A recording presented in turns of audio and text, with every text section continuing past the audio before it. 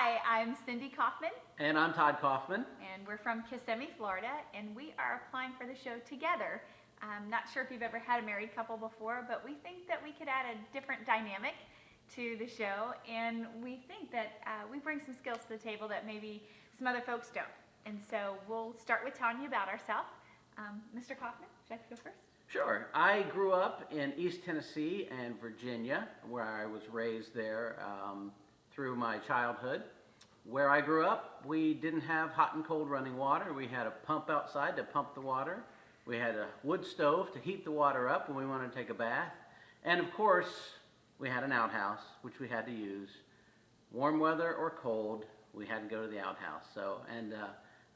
That was a unique experience that not a lot of people have, especially in this day and age. And we also had to slaughter our own chickens, our own pigs. We planted our own food. We grew corn, potatoes. I mean, we were a self-sufficient family living in an 18th century log cabin for a few years. So I come from that type of a background, and the idea of this show is really appealing to me. My wife, on the other hand, doesn't come from that type of a background. Just the opposite. I'm from Pittsburgh, Pennsylvania originally, and although we were poor growing up, we had every modern convenience, such as indoor plumbing. We didn't have to slaughter anything. The worst that we had was generic brand food, and so I will tell you that whole experience there, if we went to school together and I saw a country bumpkin here, we probably wouldn't have been friends. I'm just saying.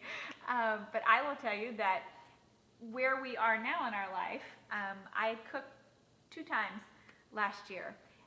We live a life of convenience, and We do. I really appreciate that. I know I have a kitchen. I walked through it several times, but I'm not really sure what the actual room is for. There's a box that keeps things cold and a box that warms things up, but that's pretty much... We joked she wouldn't know where the kitchen was if it weren't for having to get to the garage. That is true. My dream kitchen would have vending machines. That would be great. But in any case, back to ourselves, our work expertise. My job, I work in marketing and public relations, and I work with 29 quick service restaurants, and that allows me to really be diverse in some of the skill sets that I have. One, in training individuals at a team unit level in order for them to be able to work well with each other, as well as how they can be better influencers in their community and to their guests. I also do public relations, and so quite often there are stressful situations that arise, and it's my job to be able to kind of bring that to a peaceful situation and make the best of it. And so it's thinking fast on your feet, being able to calm people in a situation, and actually coming to a solution. So that's some of the skill sets that I think that I can bring to the table when you're talking about being outdoors with a group of folks who may not all have the skill sets that they need in order to pull off, we'll say, living in the wild. I work as an animal trainer. I've trained animals for about 24 years now. He's old. I work with sea lions, otters, walruses, and various other animals at times.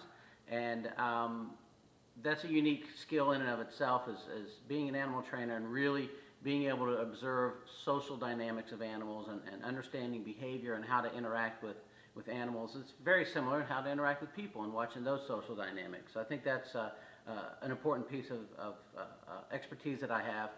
I also manage a staff of about 18 people, and all very type A personalities, so I have my hands full with that, and it's a very good, solid staff. We have a great working relationship, and so I think as a leader I have some of those skills to bring to the table as well. I agree with that, and I think what's been great is being with him as long as I have, 20 plus years. Yep.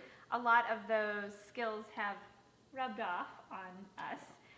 He thinks he has us trained, and that's where it all works, that we've actually got him trained. Right. So, examples of our leadership in our life. Okay. I will start, if you don't mind. Sure. We work with the homeless ministry at our church, but also in our community. And basically this started with us just being asked to feed these folks once a month. Right now, within, I guess it's been 13 or 14 months, I've gone from serving to now being the chairman of the board.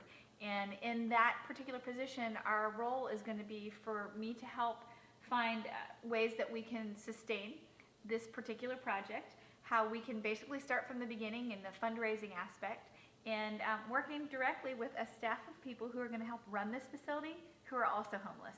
And so I think that right now that's probably one of the most forefront examples of leadership that I have, as well as my job, which is a continual basis of working with 29 quick service restaurant operators and then their teams of anywhere from 20 to 60 people. For me, like I said, I work with a staff of 18 people, and I have to manage that. I also interact with an entire department that is over 100 people and 4 management type leaders that are at my same level. So there's always that interaction. As anyone knows, in multiple departments, there's always give and take. But we work that out very well. We have great working relationships, and I've learned how to work with people to give them what they want so that I get what I want. It's a great process. It's funny, that almost sounds selfish. I'm just saying. Okay. If it works, it works. It works.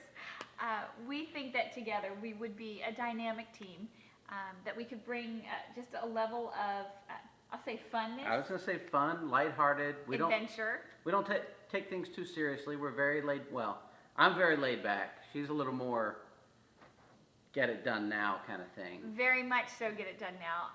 I'm like, hey, someone else will get it done. Aggressive, passionate would be 2 words that I think you can use to describe me. Not as aggressive, not as passionate, I think would be 2 ways to describe you. If it needs to get done, I'll get it done if no one else gets it done. That's all I'm saying. So, I think we bring some things to the table that would be really neat for this type of show. And I think that with the skill sets that we do have, we work well with people. Yes, very well. And that, in my opinion, is really the crux or the beginning of any project that you do. If you have the people skills, then you just surround yourself with the folks that know how to do the other things that they do well. So concentrate on their strengths and bring them together so that we can work toward a common goal. And I think that that's something that we can definitely do together, Absolutely. Whether in a leadership and an observer or a following role. Would you think that? Yep, we're willing to follow just as much as be the leader. I have no problem following. If someone wants to take that lead and they know what they're doing, and they want to make the decisions, I'm all for it and I'll support them. In fact, when we're out, he has to follow 10 steps behind me. 7 on sunny days. Right. In any case, that's who we are, and we hope that we get the chance to come out to California to meet you in person and hopefully get chosen for the show. Sounds good. Sounds great. Okay. Thanks. Bye.